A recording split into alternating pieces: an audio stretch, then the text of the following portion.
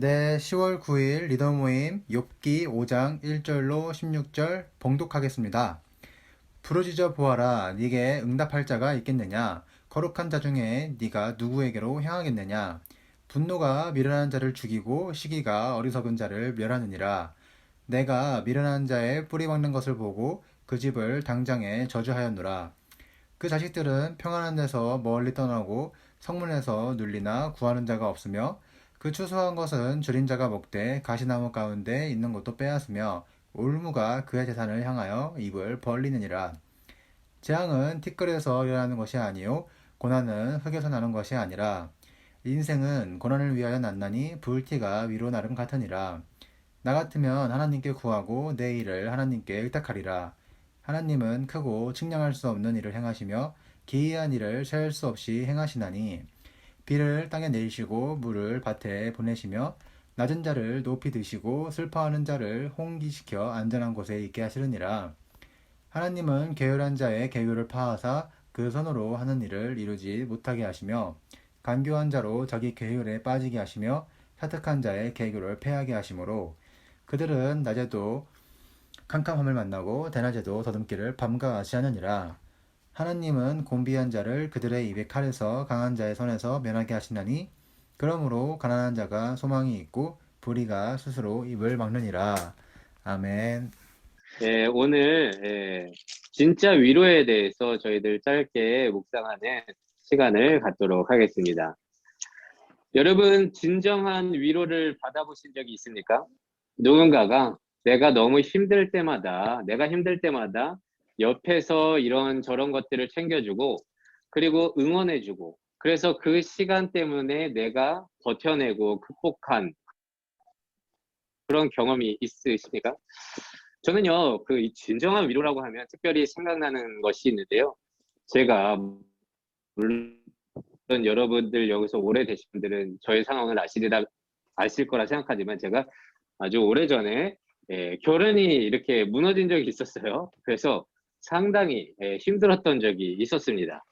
그때 이제 저의 이제 고향이 서울이긴 하지만 고향의 교회 친구가 저를 밤 12시건 새벽 1시건 새벽 2시건 제가 불러내면 나와서 옆에서 같이 있어주고 이런저런 넋두리를 하면 그 모든 것을 다 들어주었는데 그게 이제 저는 진정한 위로라고 하면 그게 많이 생각나더라고요. 그때 그 일들이 아직도 제겐 잊혀지지 않고 또 간혹가다 그 친구에게 참 그때 고마웠다. 그나마 내가 버틸 수 있었다. 이렇게 말을 해 주었습니다. 그런데 반대로 여러분들은 진정한 위로를 해 준 적은 또 있습니까?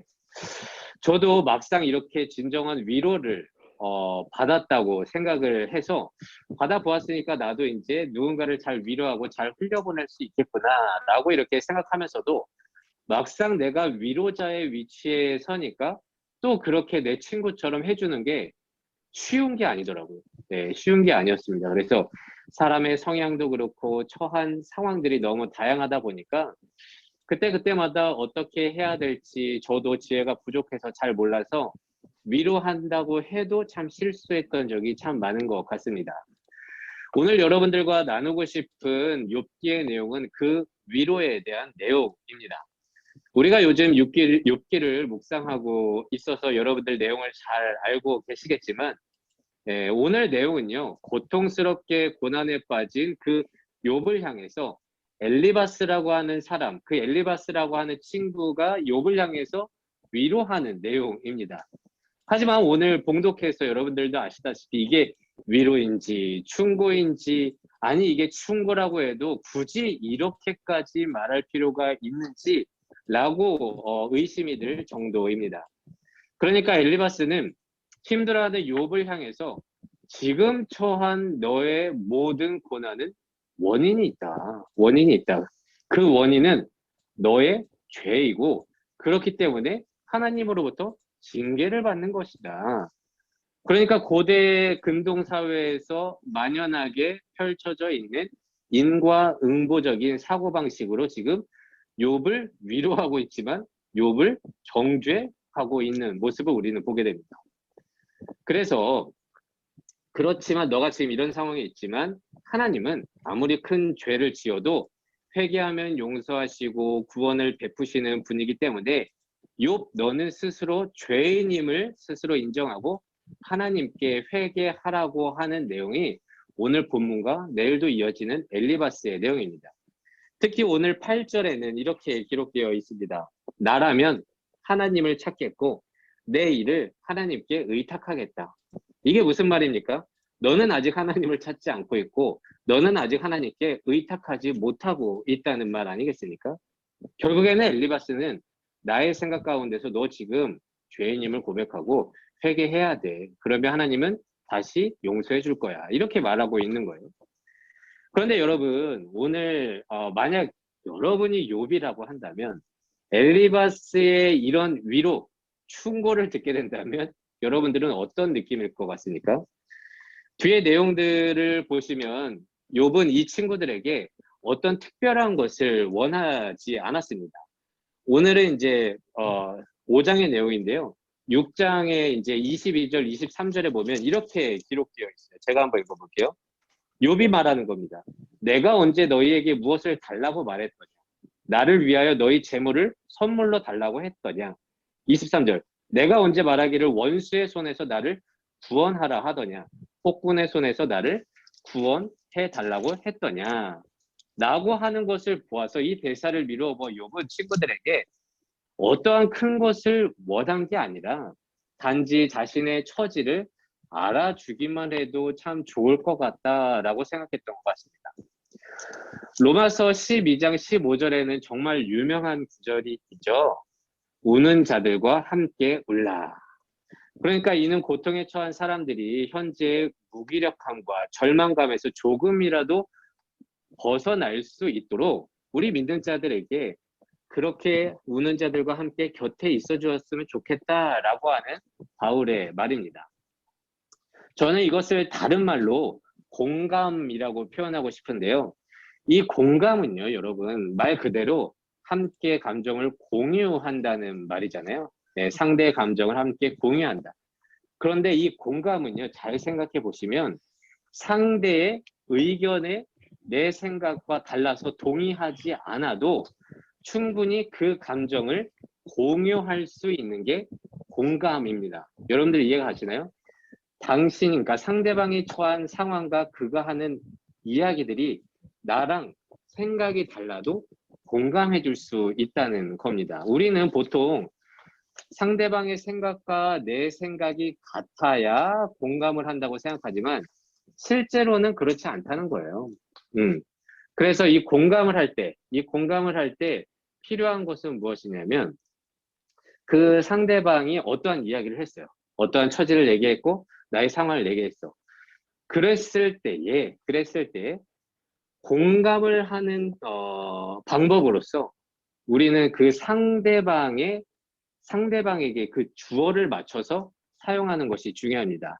예를 들어서 상대방이 어떤 자신의 호소를 했습니다.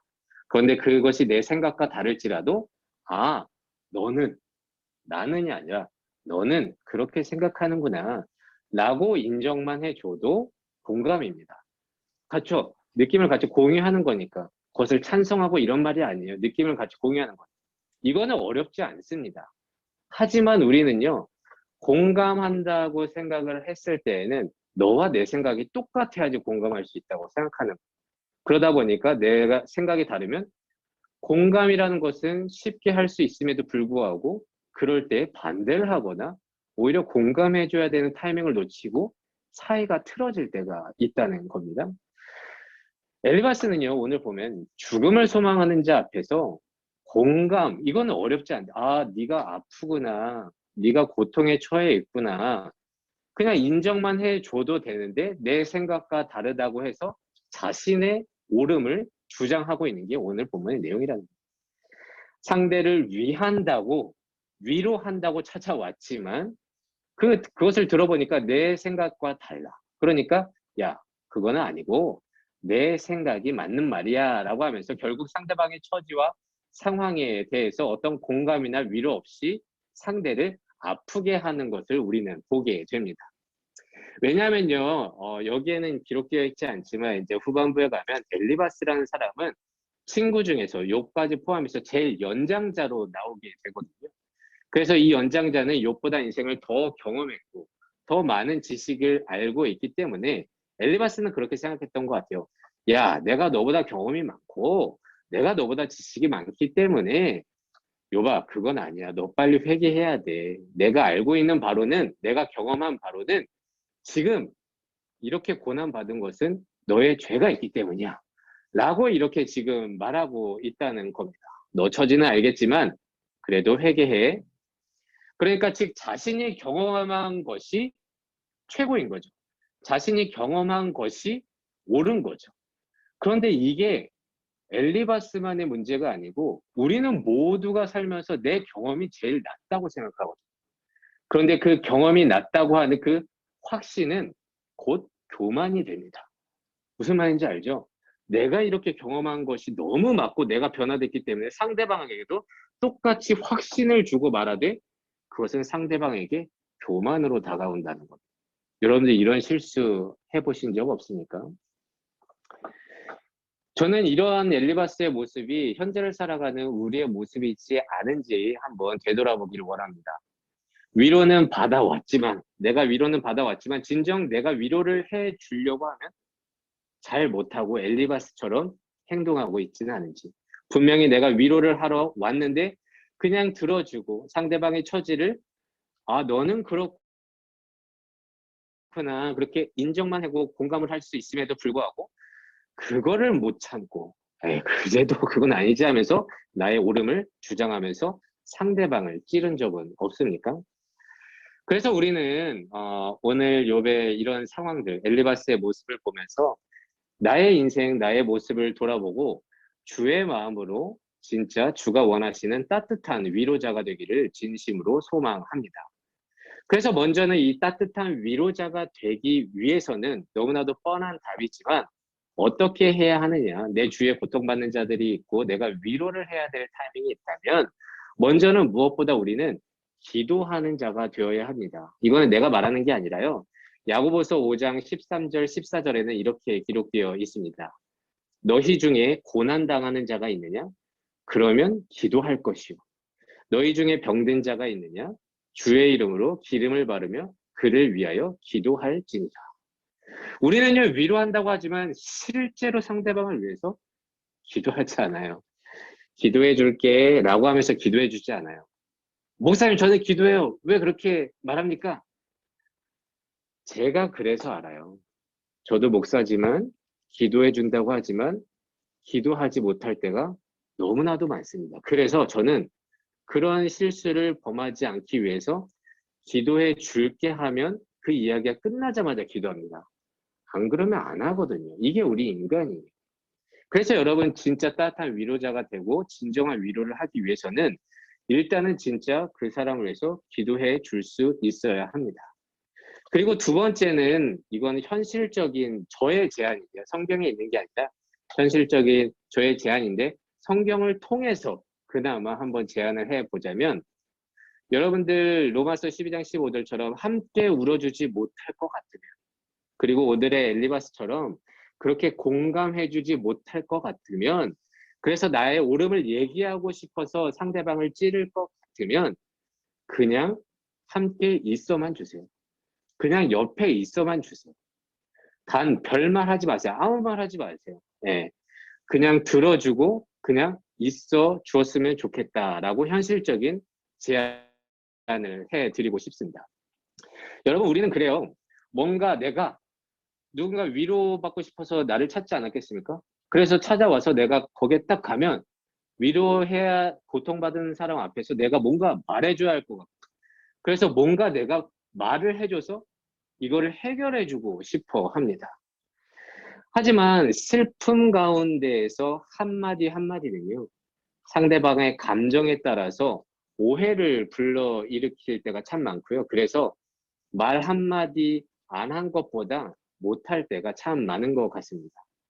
제가 이전에 장례식에 이제 참여한 적이 있는데 그 장례를 다 치르고 난 후에 한 청년이 저에게 이런 말을 했습니다. 목사님, 장례 은혜 가운데서 잘 마쳤습니다.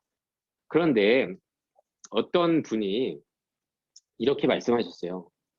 하나님이 어머니를 너무 사랑하셔서 데려가신 거니 너무 아파하지 말거라. 그 얘기를 듣고 저한테 이렇게 말했습니다. 무슨 의도로, 무슨 마음으로 이렇게 말한지는 알겠지만 속으로는 그럼 하나님이 당신도 너무 사랑하셨으면 좋겠네요. 이렇게 생각했다는 거예요. 무슨 말인지 알겠죠? 그래서 그 이야기를 듣고 나서 저는 이제 목회자로서 장례식을 많이 가지 않겠습니까? 진짜 위로를 거의 말로 하지는 않습니다. 만약에 말로 해야 된다고 하는 상황이라면 이렇게 말을 해요. 어떠한 말로도 위로할 수 없습니다. 이렇게 말을 하고 끝나지. 야, 내가 그 마음 알아. 야, 그래도 이렇게 해야 돼. 한 사람이라도 이렇게 해야 돼. 이런 말 절대 하지 않아요. 네. 왜냐하면 그 한마디가 다른 오해를 일으킬 수 있기 때문입니다. 아마도 우리는요, 인간적으로 어떠한 나의 조언을 통해서 상대방이 그 위로를 받고 내가 그 상대방에게 도움을 주었다, 도움을 주고 왔다 하고 싶은 아주 교만하고 그러한 얄팍한 마음이 있는 것 같습니다. 야, 내가 그래도 제 위로해서 제가 힘을 받았잖아. 그래서 또 위로하고 또 어떠한 한마디를 해주고 싶다는 거죠. 그렇지만 성경을 통해서 그나마 말씀드릴 수 있는 것은 그냥 기도해주고 그냥 옆에 있어 주기만 해도 아픈 자에게는 도움이 된다는 것입니다. 그리고 제가 이전에 아까 전에 서두에서도 말씀드렸듯이 제가 이렇게 힘들었을 때 그 친구한테 저한테 뭐 조언해 준 거 없어요. 그냥 그러냐. 그러니까 넋두리만 하다 보니까 감정이 해소되고 돌아왔던 거를 보면, 그리고 욥이 내가 너희들한테 뭐 바란 게 있냐 라고 했던 거를 보면 그냥 있어 주기만 해도 되는데, 공감, 내 생각과 달라도 너가 그렇구나 이렇게 상대방을 주어로 해서 인정만 해주면 되는데 우리는 그것도 참 못할 때가 많구나 라고 하는 저의 인생을 돌아보니 그런 것 같다라고 생각이 듭니다. 그런데 여러분들, 기도하고 옆에 있어주는 것도 참 힘든 겁니다.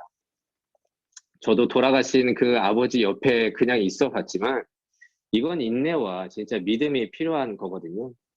그래도 불구하고 우리도 믿는 사람으로서 어떠한 고통받고 고난에 처해 있는 자가 있다면 그냥 옆에 있어 줄 수 있는, 그래서 좀 힘이 되면 상대방을 공감해 줄 수 있는, 상대의 처지를 인정해 줄 수 있는 그런